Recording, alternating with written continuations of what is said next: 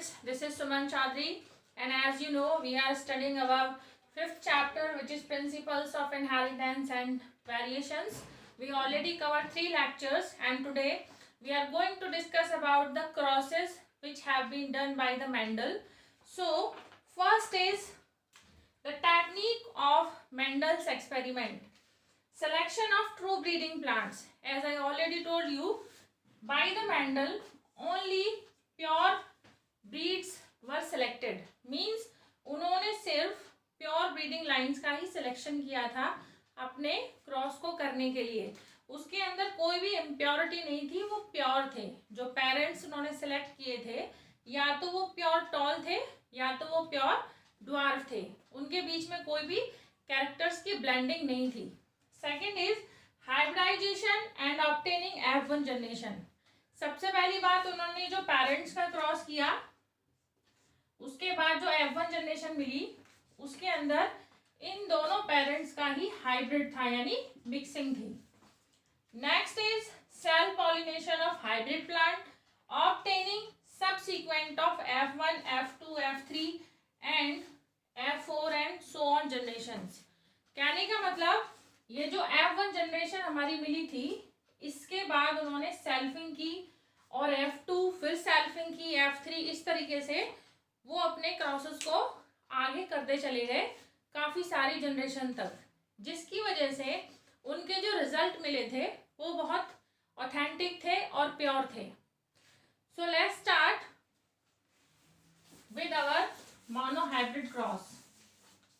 जो उनका बेस था, जिसकी वजह से मेंडल सर को इतनी ज़्यादा पॉपुलैरिटी मिली थी, वो था monohybrid cross. So what is monohybrid cross? First is monohybrid cross. As you know, by this name, what is mono? Mono means single, means one. Hybrid means, यहाँ पे हाइब्रिड भी just like a character, यानी कि उन्होंने जो अपना सबसे पहला क्रॉस किया था मोनोहाइब्रिड क्रॉस, ये वो क्रॉस है जो बेस है जेनेटिक्स का, और जिसकी वजह से मेंडल को इतनी सक्सेस मिली जेनेटिक्स के फील्ड में. सो सबसे पहले उन्होंने प्योर टॉल, जिसको उन्होंने कैपिटल T से डिनोट किया. सेकेंड नंबर पे प्योर ड्वार्फ, जिसमें उन्होंने अल्फाबेट यूज करे स्मॉल लेटर से. कहने का मतलब, जो प्योर प्लांट है, या तो वो प्योर टॉल होगा या तो वो प्योर ड्वार्फ होगा.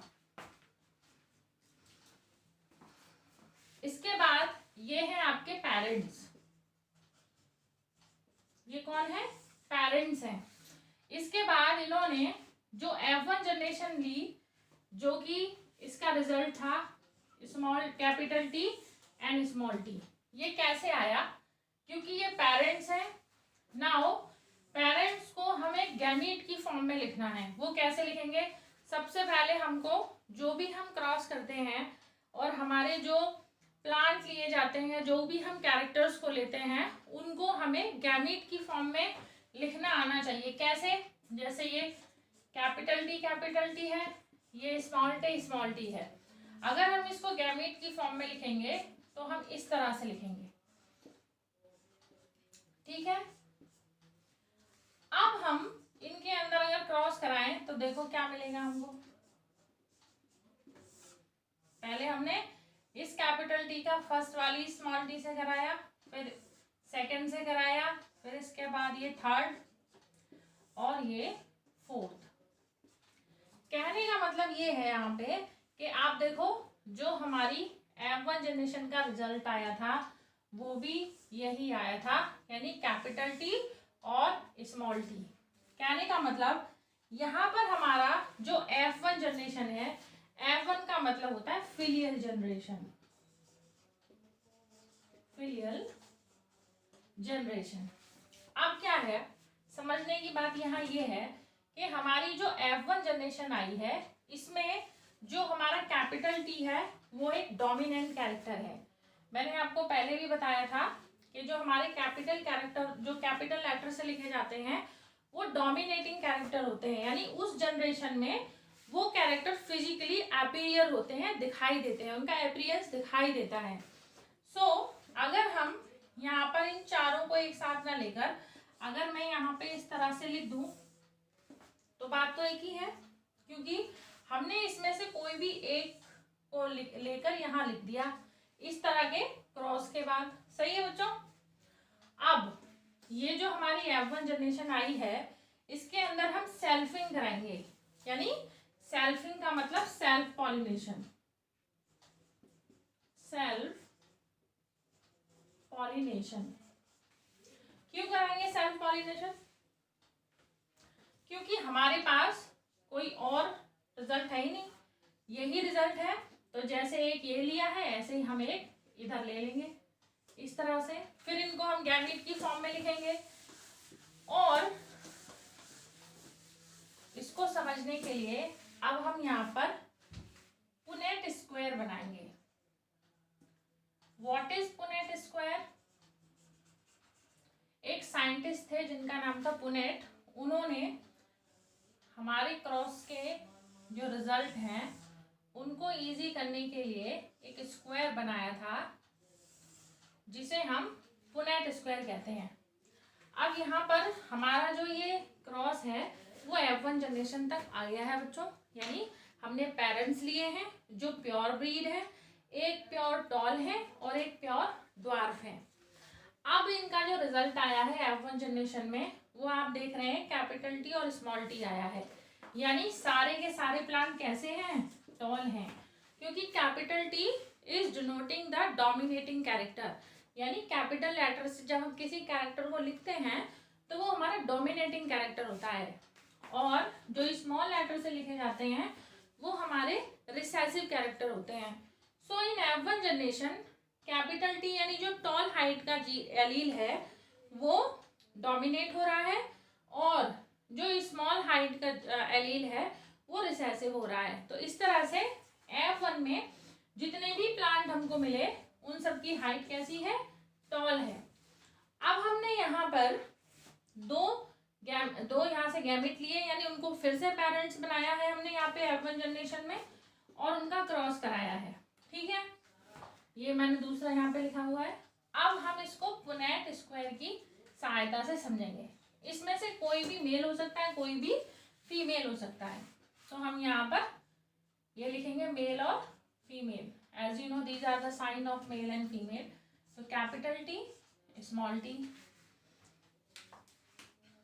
कैपिटल टी, स्मॉल टी, यही हमारा F1 जनरेशन का रिजल्ट था।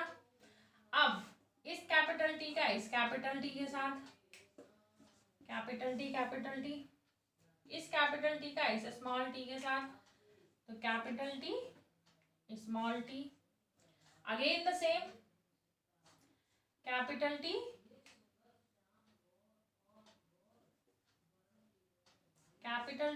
स्मॉल टी और स्मॉल टी, यानी इस कैपिटल टी का इसके साथ तो कैपिटल टी, then again इसका this is capital, this is a small, the result will be this, then this is the small t, we cross this, then capital T small t। अब यहाँ पर आप एक बात में कंफ्यूज हो रहे होंगे कि जब ये स्मॉल टी पहले है तो हमने इसको बाद में क्यों लिखा है। देखो बच्चों, डोमिनेटिंग जो कैरेक्टर होता है उसको हम हमेशा पहले लिखते हैं और कैपिटल लेटर से लिखते हैं। इस बात से कोई फर्क नहीं पड़ता कि वो कहाँ पे आ रहा है, लेकिन कैपिटल जो लेटर है वो डोमिनेटिंग कैरेक्टर का होता है और उसको हम हमेशा पहले लिखते हैं।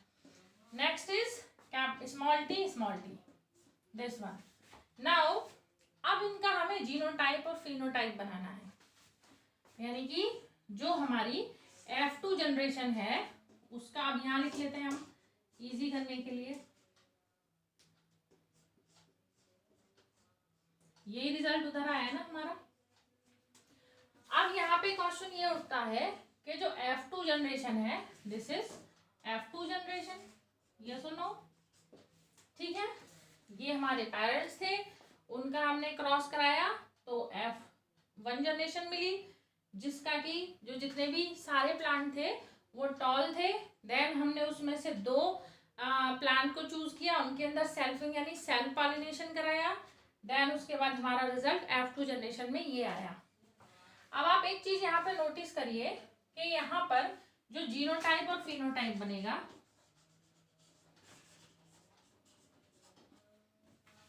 एंड फिनोटाइप,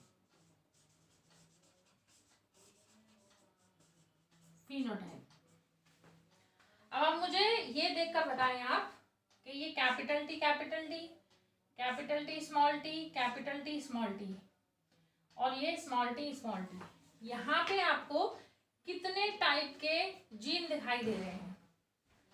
तो वेरी सिंपल सी बात है, यहाँ पे हमको 3 टाइप के जीन दिखाई दे रहे हैं। कैसे? Capital T 1, capital T small T, this is 2, correct. Now this one is small T 1, correct बच्चों। अब यहाँ पर जो जीनोटाइप है वो तो इस तरह से है, लेकिन इस जीनोटाइप की वजह से जो कैरेक्टर हमको दिखाई दे रहे हैं, क्यों? क्योंकि capital T capital T capital T, it mean ये जो 3 प्लांट हैं, अगर हम इनके फिजिकल अपीयरेंस की बात करेंगे विच इज फिनोटाइप, तो ये तीनों प्लांट टॉल हैं। कैसे हैं ये तीनों plant? These 3 plants are tall, and this one only single plant is dwarf.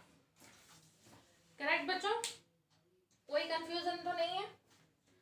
ये जो जीन्स हैं ये भले ही यहाँ पे हमारे 3 तरह के मिले हैं, 2 एक से हैं और एक अलग तरीके का है, लेकिन हमको ये देखना है कि हमारा उस जीन्स में डोमिनेटिंग कैरेक्टर कौन सा है। और यहाँ पे बहुत क्लियर हमको पता चल रहा है, क्योंकि कैपिटल टी 3 बार पहले है, इट मीन यहाँ पर जो हमारा डोमिनेटिंग कैरेक्टर है वो प्लांट की हाइट वाला, जो टॉल वाला है वो है, और only single plant is dwarf. तो जीनोटाइप बनेगा 1:2, 2:1, क्योंकि 3 टाइप के यहाँ पे जीन्स हमको दिखाई दे रहे हैं। और फिनोटाइप बनेगा 3:1। समझ में आई बच्चों बात? कोई डाउट? यानी कि एक बार फिर से देखते हैं, मोनोहाइब्रिड प्रोसेस व्हाट? मोनोहाइब्रिड माने जब हम सिर्फ एक कैरेक्टर के बारे में बात कर रहे हैं, यानी when we are talking about the inheritance of one character from parents to next generation, next to next generation, जब हमने सिर्फ एक ही कैरेक्टर को लिया है तो उसमें हमने प्योर ब्रीडिंग लाइंस ली हैं, यानी यहाँ पे प्योर टॉल है और प्योर ड्वार्फ है, ये पेरेंट्स हैं। ऐसे समझिए, बहुत अच्छे तरह से समझाती हूँ। ये हैं आपके ग्रैंड पेरेंट्स, दादाजी दादी जी। F1 जो जनरेशन है वो है आपके पेरेंट्स, और जो F2 जनरेशन आई वो है आप। समझ में आई बात? यानी कि जो पेरेंट्स लिए हैं वो हैं ग्रैंड पेरेंट्स, जो F1 जनरेशन है वो है आपके parents, and the F2 generation जो मेंबर है दे आर यू। तो ये 3 जनरेशन हमारे सामने हैं। जो हमारी फर्स्ट जनरेशन है, जो हमने उसमें लिया है, पेरेंट्स बनाए हैं जिनको, वो प्योर टॉल और प्योर ड्वार्फ है, वहां पे कोई भी कैरेक्टर्स की ब्लेंडिंग नहीं है।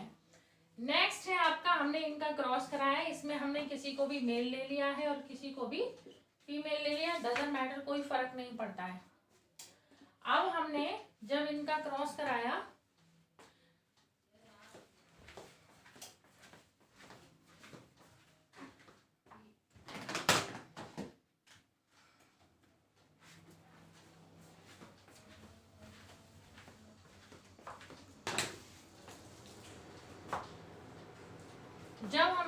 क्रॉस कराया तो हमारा F1 जो जनरेशन थी, इसमें, इसको दोबारा से लिखती हूँ मैं ताकि आप लोग समझ पाए अच्छी तरह से।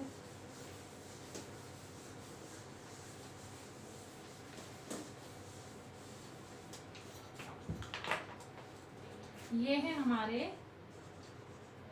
Pure tall, capital T capital T. ये है हमारा प्योर ड्वार्फ, जो है small T and small T, ये कौन है? ये हैं पेरेंट्स। नाउ हमने इन दोनों का क्रॉस कराया, किसी को भी हमने मेल ले लिया है और किसी को भी हमने फीमेल ले लिया है।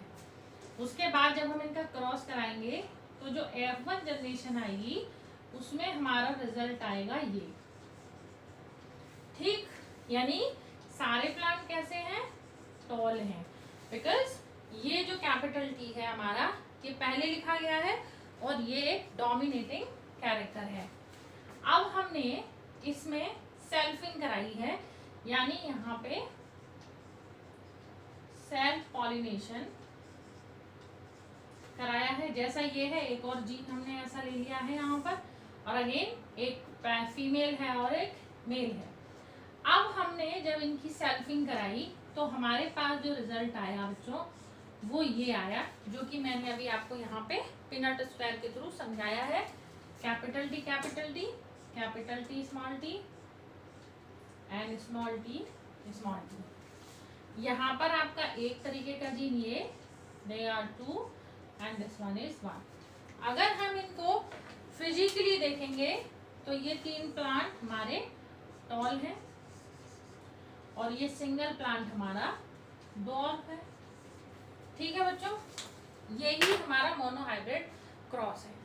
अब कुछ कॉन्क्लूजन हमारा निकलता है यहाँ से। जब हमने ये स्क्वायर को किया तो हम बहुत आसानी से देख सकते हैं कि यहाँ पर जो हमारे पेरेंट्स थे उनकी जो रिपीटेशन है वो F2 जनरेशन में हो रही है। कहने का मतलब देखो, कैपिटल टी स्मॉल टी, और ये बीच में ये भी इनकी मिक्सिंग भी आई है।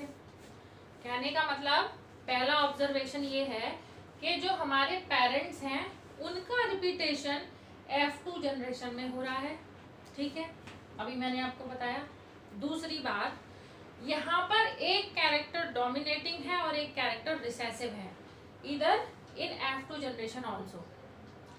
और एक कैरेक्टर जो हमारा कैपिटल टी से लिखा है वो 3 बार आ रहा है, जिसको हमने डोमिनेटिंग कैरेक्टर कहा, और उसकी वजह से हमारी जो अप्रोजेनी है, जो नेक्स्ट जनरेशन है, उसमें 3 प्लांट टॉल आए हैं और एक प्लांट ड्वार्फ आया है।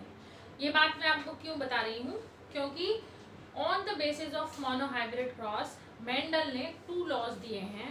एक लॉ है लॉ ऑफ डोमिनेंट और एक है लॉ ऑफ सेग्रीगेशन, जिनके बारे में हम आगे बात करेंगे, क्योंकि आज मैं अगर बताऊंगी तो वो बहुत ज़्यादा हौच पौच हो जाएगा, कंफ्यूज भी कर सकता है आपको। यानी ये जो कंक्लूजन निकले हैं, on the basis of that Mendel produce 2 more laws. First is law of dominance and second is law of segregation. So law of dominant, as you can see very clearly, in F2 generation the parents genes are also appear and the one character is dominating and one character is recessive, and the genotype of F2 generation is 1:2:1 because there are 3 types of different types of genes, and the phenotype is 3:1 because 3 plants are tall and 1 plant is dwarf. I hope you all will understand all about this. Thank you very much.